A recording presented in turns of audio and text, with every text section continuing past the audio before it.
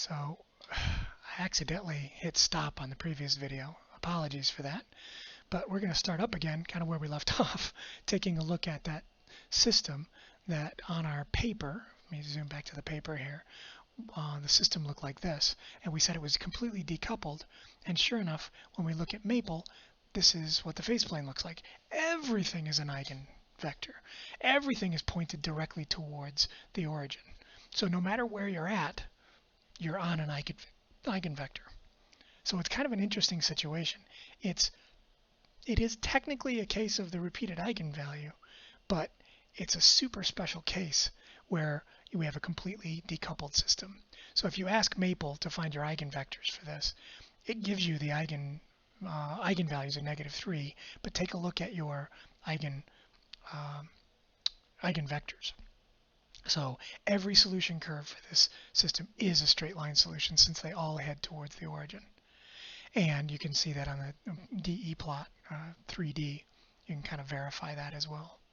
So this first example, this first case situation, this is really a special case. So I don't want you to think that this is a regular occurrence.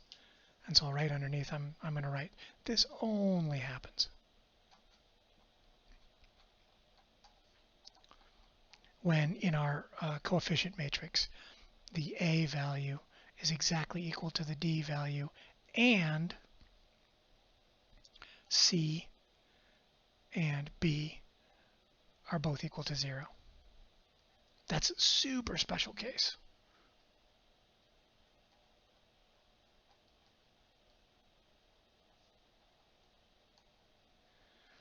It can happen. Whenever you have a system of completely decoupled differential equations, it can happen, but you'd have to have exactly the same value for the A and the D.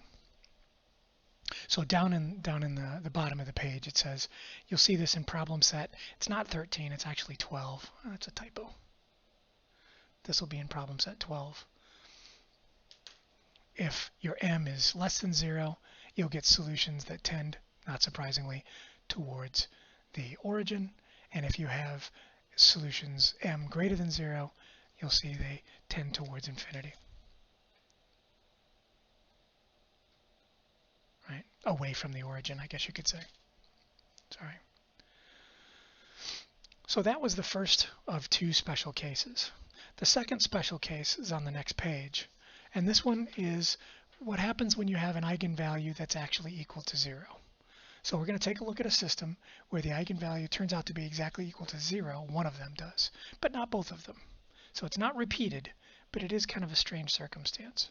So if you remember, we can always start off by taking a look at the characteristic polynomial. And for this one, by finding my determinant for my modified matrix, I'd say that's 3 minus lambda times 1 minus lambda minus positive 3 equals 0. And after multiplying this out, we get a lambda squared. My middle term on this one is going to be, say, -4 lambda, and then I'll have plus 3 minus 3. And so those two right there kind of blow each other up, and I'm left with a characteristic polynomial after factoring that is lambda times lambda minus 4, which means there's two possibilities. One of them is lambda equals 0, which we've never seen before, and the other is lambda equals 4. So what do we do in the event that we have a 0? Well, we'll hold off on that. Let's figure out what we do in the first case. So we'll call this one lambda 1 and call that lambda 2.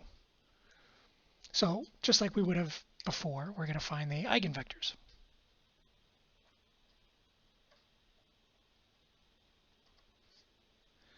So if we're going to find the eigenvectors, we need to, for number 1 here, we're going to set up our two equations from our matrix. And by this point, you've done this enough where you're not going to be surprised when I write 3x minus 4 or minus y1. So 3x1 minus y1 equals 4 times x1. And then the other equation that goes with this pair is -3 x1 plus y1 equals for y1. And so a little bit of modification, manipulating, we wind up with, in the top equation, y1 equals negative x1. And in the bottom, it's the same thing, which is good, because if it wasn't, we'd have problems. Remember, the two equations here always have to be telling you the same thing or something and then telling you essentially true. 0 equals 0 or 2 equals 2 or something that's obvious but not helpful. So from this information, we have our v1. We know one of the eigenvectors has to be following the line y equals negative x, or in vector form, whatever I plug in for x, y is just the negative of that. So that means that we know there's a straight line solution, number 1, that's going to look like this. Y of t equals e to the 4t times the vector 1, negative 1. So we know that much. But what about the other one? What about the eigenvalue of 0? Well, let's go through the process and see what happens. My paper's sticking there. What about for lambda 2 equals 0? Well, we're going to go through the same process, set up our equation. It would be 3x1 minus y1 equals 0, because 0 times anything is 0. The other equation is negative 3x1 plus y1 equals 0. And that pair of equations, when we simplify it down, both of them give me y1 equals negative 3x1, or sorry, not negative 3, just 3x. You know what I just realized? As I'm talking to you, and I'm sure you probably spotted it and you've been yelling at the screen, but we should be using 2.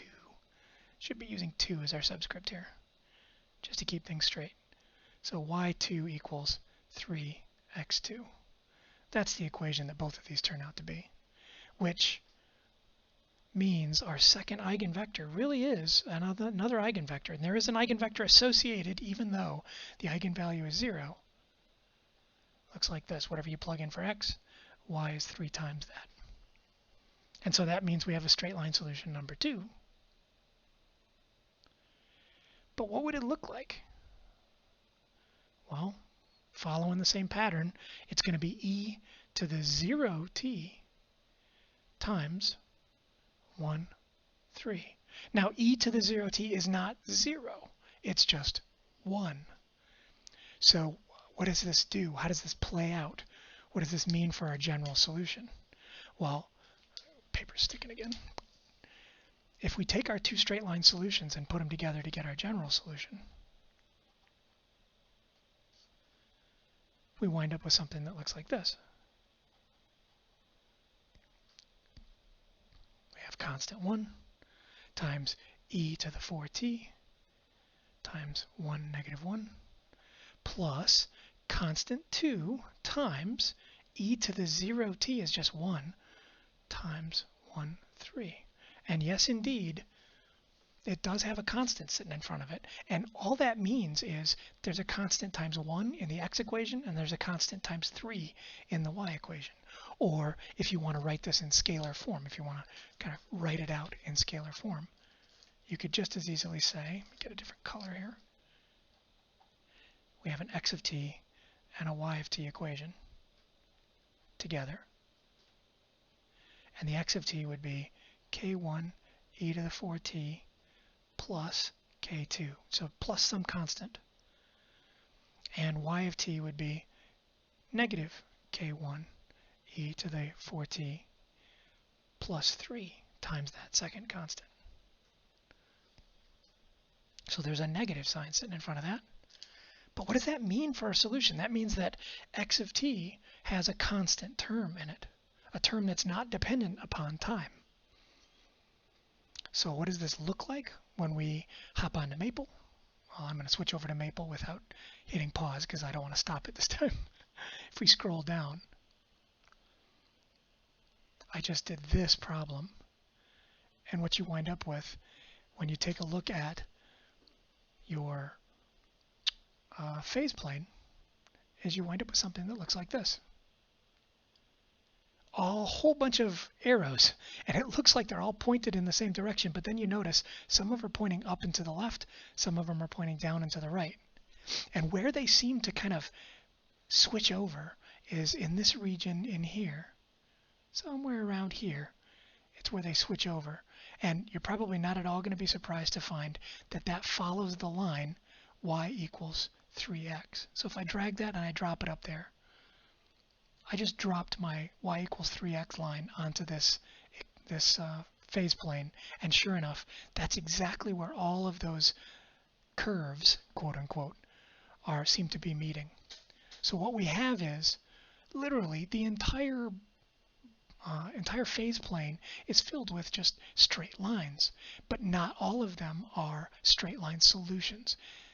There's a straight line solution that goes this way, following the y equals 3x, and there's one that goes this way, goes through the origin, following the line y equals negative x. And we saw both of those, but everything else kind of looks like a straight line solution.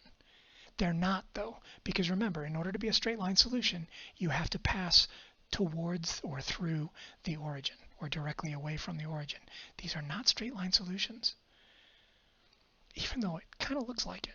And if you were to take a look at a DE plot, 3D, you'd see the places that are exactly on the y equals 3x, those straight line solutions in time, but everything else really is a curve that just kind of bends away from that y equals 3x. It's a really interesting situation, and I go into some explanation here in the Maple file, in the Maple folder. But if you go back to the page here, what this is saying is that all solutions on the phase plane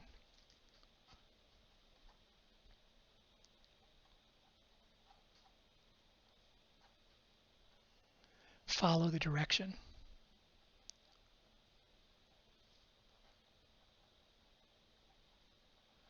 of that vector 1, negative 1.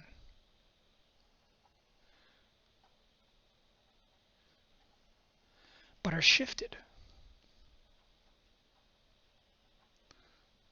up or down along the other vector. So what you're seeing on the phase plane is a combination of this direction, but shifted a constant amount, up or down by that much. So that gets us to the end of 3.5. And so then the very last section that we have to deal with in this chapter is 3.6, which is actually a pretty quick section.